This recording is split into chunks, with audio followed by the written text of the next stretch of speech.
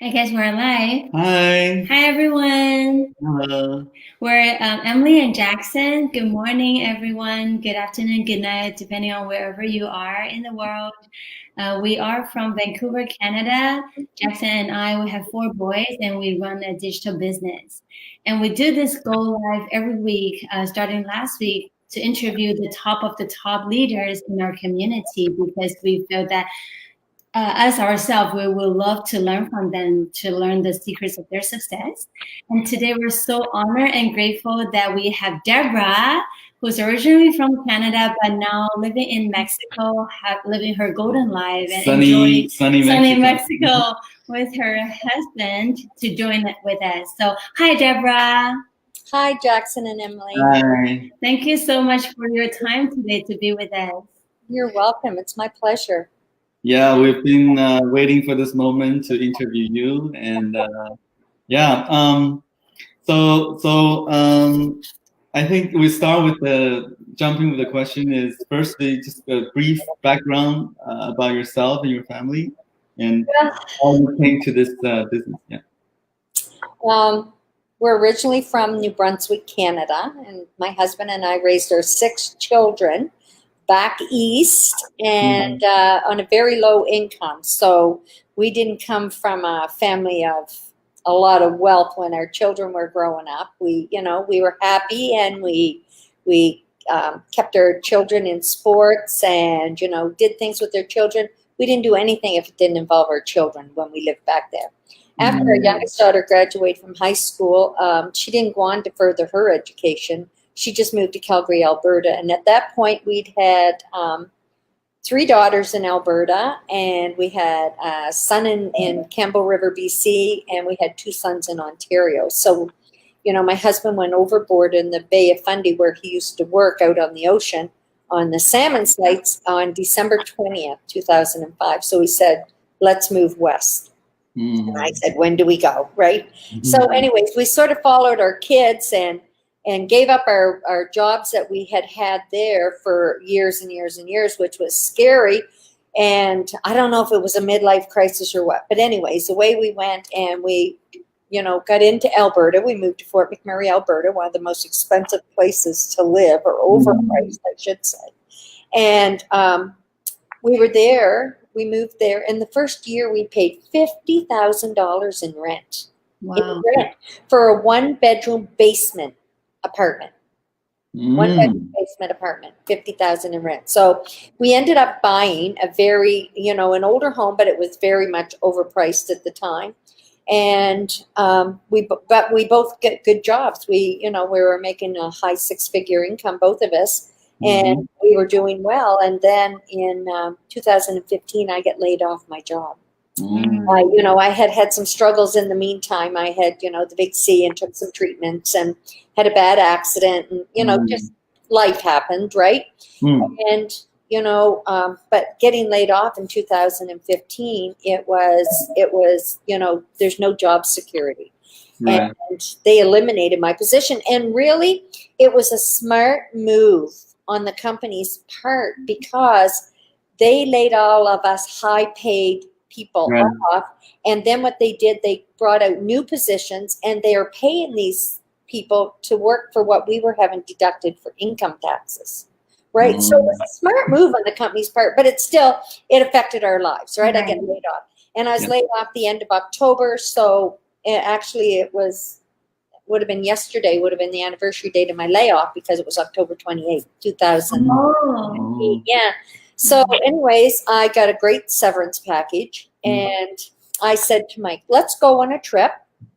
And let's pay off lots of our, small bills. Let's pay them all off and pay off the car, and, do a few things like that, take a trip, and then, I'll come back, apply for unemployment, and I'll be able to draw unemployment for a year, and I'll get a job, because I was very confident. I was good at what I did, and I enjoyed what I did. So I knew at that moment that I was going to get a job when I came back. So anyways, we go on our trip for 2 weeks. We come back, and I go to unemployment, and I couldn't get unemployment because I earned too much money. Oh, I see. right? Because I had my severance package, so I had 2 years pay in 1 year. So I earned too much money, and I had never drawn on unemployment in my entire life. So that was the first time ever I applied, and I was refused. So anyways, I thought, well, I've got to start applying for work. So, this is in January of 2016. And I'm getting interviews and interviews and interviews and going and getting interviews. And it was to the point that I'm not even going to apply for work in my field. I'm just going to apply for anything. Like, because we had a situation happen before I got laid off that it took every bit of our savings and investments and, the nest egg you have put away for retirement. It was a situation that happened, and we had to help out, and it took every penny that we had. So anyways, we're broke. My husband's still working, but like I say, we're living in a very expensive, overpriced home in Fort McMurray, and it's taken everything he has, just to pay the regular bills, our truck payment, our house payment, our, the property taxes and all the expenses that go along with that. He was, taking care of those things, but there was nothing else. And I was thinking, oh my goodness, like, what are we going to do? Like, this month I didn't have the money to pay for that. It was a little bit more than what it normally was. And the budget there was no money there for budgeting. And it was like, we were really getting to the point that we didn't know whether we were going to lose everything we had worked all our lives for, right? And of course, nobody was buying because everybody was getting laid off. 2015, 2016, everybody was getting laid off. And I said, well, I've got to start looking online. So it was, and I had lots of interviews, and all of them asked me how long I planned on working, which, they legally can't ask you how old you are, but they see on your resume when you graduated from high school and university, so they can, put the figures together, and they see me, right? They know I'm not going to be working forever, and people wanted to hire younger people that would give them 20 to 30 years. So anyways, I started looking online, and believe me, I saw a lot of really crappy online businesses out there, but I kept looking. And, I tried a few, and it was mistakes.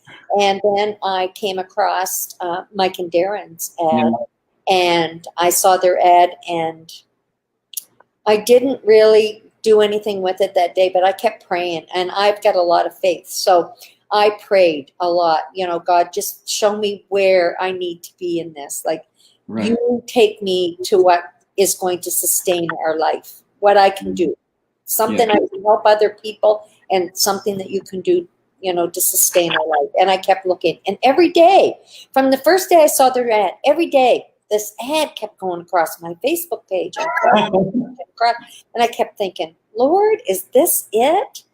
And I went on, and finally it was like, yes, it's it. So I went on, and I looked at their ad, and I went and watched the information session, and I thought, oh, and I'm right up at my computer like this watching it, because I knew the minute I watched that was the business. And I knew that it would work. I didn't know how it was going to work. I didn't know how long it was going to take, because at that point, I didn't even know how to put a picture on Facebook. Because I did accounting all day long. I did book work, and I worked on database programs, and I did income taxes. But when I finished at the end of the day, I closed my computer. I had no interest on learning anything else on the computer. So I'm thinking, how am I going to do this? But I know it can be done because I could see it. I understood it. I could see it. And so anyways, I clicked on their link, and I didn't actually get started in the business until February 17th, 2018. So I procrastinated, and people, tell all your people, don't procrastinate, because what a mistake that is to procrastinate when you know you have something that is this viable. And I have yet today to see a business that has made this much money for just the everyday person. And I did income taxes for over 42 years. And I've never seen a small business that brought this much money to this many people and that could stay. And like, the only way for people to fail doing this business is to quit. It's the only way. And like I said to somebody here a while ago, you know, if you think it's a get rich quick scheme, you're in the wrong place. It's a very legit, viable business, and it's something. So anyways, that's how I got involved in the online business, and it has changed our lives. And, you know, my husband and I are living our dream. We're living in the home of our dream in Mexico, and in the warm weather, where it was something we dreamt about, you know, 38 years ago, that we had no idea that we would ever, you know, it's a dream. So I tell everybody, don't let anybody steal your dream. Don't ever forget your dream, and don't forget where you came from. Right. We've been following you, me and Jackson been following you in the community, and you're such an inspiration for us. And then because coming from your background and listening to your story, and then you said that you didn't even know how to put on the picture in the Facebook before the business. It was like, if Debra can do that, everybody can do it, right? That's right. Yeah, and I remember one of your famous motto, actually, such an inspiration, and everyone is that faith, not fear. Can you elaborate a little bit more on that? Well, as I say, I prayed. I prayed a lot about about what I was going to do and how we'd sustain our income. And I honestly believe the Lord brought me to this business. And I had to learn, because a lot of times I would think, oh, it's not working for me. Like, you know, I get discouraged because I had that want for me, I, so bad. And then it was like, no, I just have to have faith. I know the Lord brought me here, and I got to get rid of all of those fears that it's not going to work. Will it work? Will it not work? You know, the doubts. Am I going to make money? Am I not going to make money? Blah, blah, blah. You know, that's fear. Right? And once I get rid of that fear, and I thought, I need to be grateful anyways. I went through 2 major situations in my life that I overcame both of them. You know, I beat the big C, and I was in a bad accident that really I probably shouldn't have survived, right? But I did. So every day, you know, you get up in the morning now and you hit your feet on the floor and you say, thank you, Lord, I have another day. Who can I be a blessing to today? And I learned how to live by faith and not fear. And then my business started growing. It went boom, right? So because I learned how to run my business by faith, not fear. And I try to live my everyday life by faith, not fear, right? Right. So you're replacing fear with gratefulness. Is that what you're saying? Yes, exactly. Grateful of the little things. And I really have a hard problem of people, don't forget where you came from. You know, we didn't have a lot when our children were growing up. But we were happy, and we had each other. And we lived in an old, cold farmhouse, but we loved every minute of it, right? You know, and where we are today, and to look back at where we were, we're grateful for every step we had in between, because that's what made us the people we are today. Right. So you have to be grateful, and you've got to be happy for other people. There's so many people that is, you know, only are happy if something good happens to them. They've got to be happy for everybody that good happens to, because that's what we're supposed to do. We have to live by faith, not fear. And faith, believing in something that is beyond your control. Right, that's right. Yeah, because we got a chance to talk to Debra before we go on live, and then she was sharing it with us, her story. And then what I take away the most impressive is that how that the desire of Debra for helping other people. So I hope that's your vision. So I once heard that people saying, if you make your vision big enough, then fear is irrelevant. That's right. So I see the big part of you, and then by accepting our invite to come to the interview, and then I also would like to know what's sorry. Certainly, excuse you, bless you. Thank you. What's the biggest impact that this business has done for you and your family? It's taken the stress away. Like, you know, so many years, I had the stress of, I didn't want to put the burden on my husband of paying the bills and not knowing if the money was going to be there and this and that. One of my very first goals when I started this business was when my electrical bill came in, I had the money to pay. That was my first goal, was that I could pay that electrical bill as soon as it came in. Sorry, my dog's barking. It's okay. But that was my first goal. And you start with the small goals first, right? Mm-hmm. And then it was like, that I had a little extra that I could go out for supper. That my husband and I could go out for supper and have a nice meal. Or the next goal was to be able to take our family out for supper and have a nice meal. And then the next goal was that, I could fly back east and see my family, when I wanted to. Not when the money said, okay, you got to wait 6 months till you gather your money out to go back home, when I wanted to. And then my next goal, you just make your goals like that, and then you just keep going. And it's great because I'm a firm believer in vision boards. And I think everybody, whether you're in this business or not, if you're breathing, you need a vision board. You need to have goals and you need to have dreams. You put the little ones up on that vision board first, and then as you get them, you take them off and put another one on. And like, what a difference when you walk by something every day and see it. Then that's what you're thinking about all the time. So if you have that vision board up, and like, in back home in Canada, in Alberta, I had pictures all over everywhere, all these stickers everywhere, all over the place.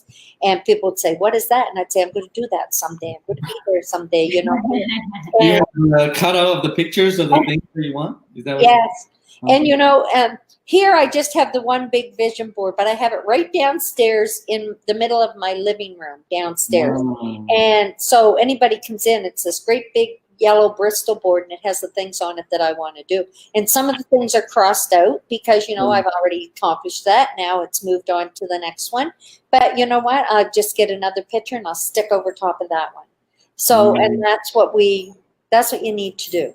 You need to work as a couple and work on those visions and get them where you see them every day and never give up on it.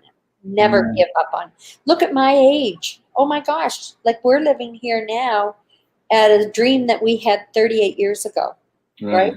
I had the dream many years ago, and so did Mike. We just got together that many years ago and had the dream together too. But we always had this dream. And, when you accomplish your dream, you sometimes pinch yourself and say, is it really happening? But people never forget where you came from and where, how you got there. Because, it's not something that you got to work for your goals, right? So I'm curious, like during the past 2 and some years, you're in this business. Is it through your faith not fear that you punch through some difficult challenges, or is there other tips that you had for us? I mean, like us doing the business, it's up and down. It's faith, not fear. And like, for sure. But I had to, you're going to get stepping stones. It's evidentful. Life's not easy. Life's difficult. And there's lots of big stepping stones that are thrown in front of you. Sometimes there's mountains. But, the faith is going to teach you how to step over those stones. And the faith will teach you how to climb that mountain and get to the other side, right? But you can't quit, right? In life, you can't quit in life because something gets a little difficult. That's the same in business. You can't quit. Right. Look at all the people that are so successful in life, like, do you think Edison Graham Bell, who invented the light bulb, quit? No, it took him years. But I said, I gave myself a 5-year plan on this business to be making enough money to be able to sustain our lifestyle that we were living when we lived in Fort McMurray. Well, I succeeded. I went over and above that. And we got to the point that my husband could retire on this too. So, it's your dream. You can't let go of that dream. You got to have the faith that that someday it's going to happen. You don't know when. And like, it's all on God's timing. So whenever he decides that it's time to happen, maybe I wasn't ready for this type of success 20 years ago. Right? Maybe I wasn't ready for this type of success 10 years ago. So, God always has the best plan for us in timing. Exactly. So we just have to have faith, not fear. We just have to believe, whatever anybody believes, you just have to believe in what you're doing. Believe in yourself. Have faith in yourself. Just like I just try to say, like, can I be just a little bit better than what I was yesterday? I've got a long ways to go, but I'm a much better place than what I was, a few years ago, right? So I still have a long ways to go, but I'm not where I was yesterday. So that's what you got to look at every day. Right. Just one day at a time. Mm-hmm. Right. So before we wrap up our interview, I will have one last question for you, Debra. Is that are you willing to share with us any one daily habit, like one routine will help you reach your success that you are now? One daily habit. Treat it like a business. I'm a firm believer. If you work 1 hour a day, you get paid 1 hour a day. If you treat it like a hobby, you're going to get paid like a hobby. Now look at hobbies. Knitting is a hobby. People spend hours and hours and hours knitting a pair of mitts for kids to wear, and then they sell them for $5.